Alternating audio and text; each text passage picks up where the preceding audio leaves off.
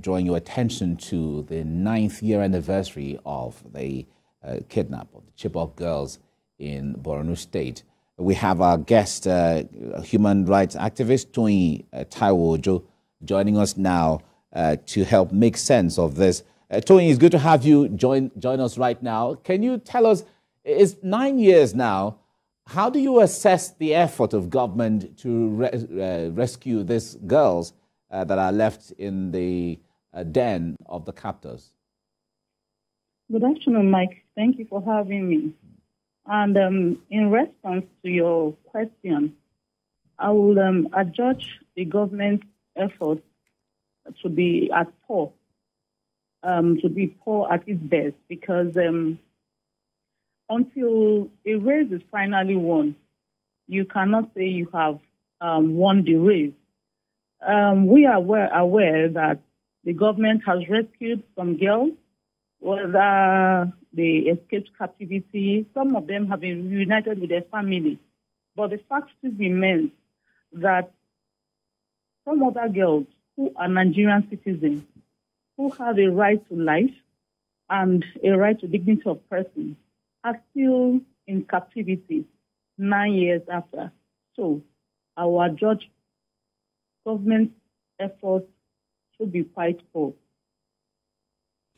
All right. The Chibok girls have been used as a metaphor for so many other people who are children who have been kidnapped as well. We can't forget Leah Sharibu, as well as the Dapchi girls, the Kankara, and so on. There's several of them, and we also understand some of them are still under the captivity or under the captive of the kidnappers. Now, talk to us basically. We hear that the government is not necessarily engaging the families of those who are left the way it's supposed to. But if that has to change, what's your suggestion on how best government can engage these families at these trying times?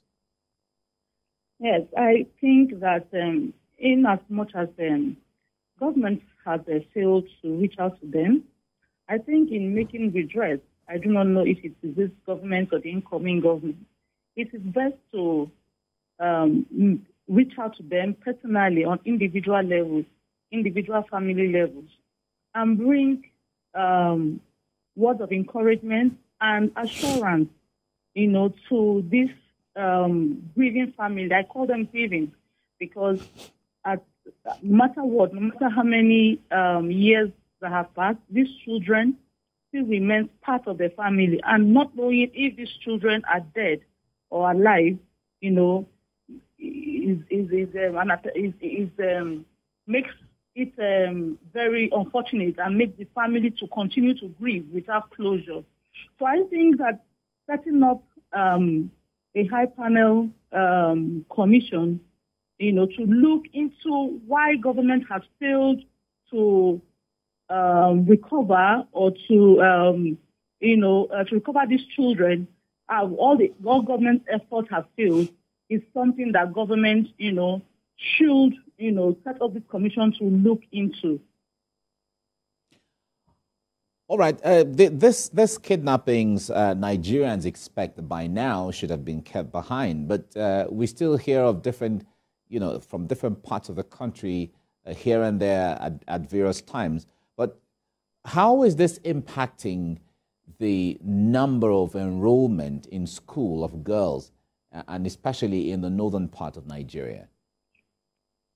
It has always been a struggle, for girls, especially the girl child, to be enrolled in schools, especially also in the northern part of the country. But now having the added burden of insecurity, has also made adequate sure that has made it very paramount that the number of enrolled students continue to drop. I can tell you for a fact that the number of people who have been going to school, especially in the northern part, overall has dropped. Now you support it with the fact that girls have always not been in a higher proportion in schools, and then with the added fear of insecurity, you can understand that it's automatic that the population of girls in school will drop. All right. We understand that some of these girls still in captivity have had children for their captors. And at this time, one would begin to imagine or assume that there will be this Stockholm syndrome where they feel bonded to these people. How does this compound the effort to bring them back to their original families where they originally belong? Well, it's a challenge, yes, it is. But it is not too much of a challenge that cannot be overcome. Well, Stockholm syndrome, trauma bonding are psychological challenges that can be surmounted with the right amount of therapy.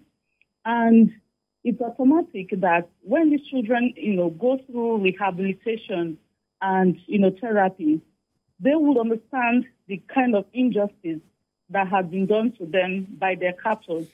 And yes, we may not have 100% assimilation and rehabilitation of some of the girls or some of the other children in captivity, but at least a huge amount of the population of girls who were captured will assimilate and get rehabilitated back to the society. All right, we'll have to leave you here now. Toyin Taiwo-Ojo, thank you so much for talking to us, and thanks for your insight.